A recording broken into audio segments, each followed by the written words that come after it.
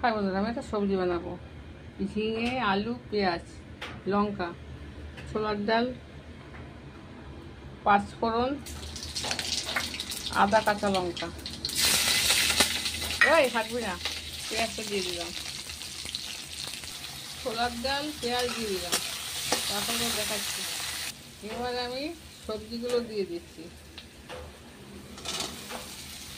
এবার দেখাচ্ছি। ঝিঙে দিয়ে ছোলার ডাল দিয়ে করছি। ঢাকাটা খুলে দিলাম। এই দেখুন, ঢাকাটাকে খুলে দিলাম। ঝিঙে দিয়ে, আলু দিয়ে, পেঁয়াজ দিয়ে, ছোলার ডাল দিয়ে, পাশাপাশি আচারের তেল দিয়ে ভালো লাগবে। ছোলার ডালটা 2-3 ঘন্টা আগে ভিজিয়ে রাখতে হবে, নাহলে হবে না। দেখুন কেমন আমার ভাজি, ঝিঙ্গে আলু ভাজি। আচারের তেল হালকা একটু গোলমরিচ দিলাম। দেখুন ঝিঙ্গা আলু দিয়ে আমার ভাজি হয়ে গেছে। একটু আচারের তেল দিয়েছি, গোলমরিচ দিয়েছি, পেঁয়াজ দিয়েছি, পাঁচফোড়ন পোড়া দিয়েছি।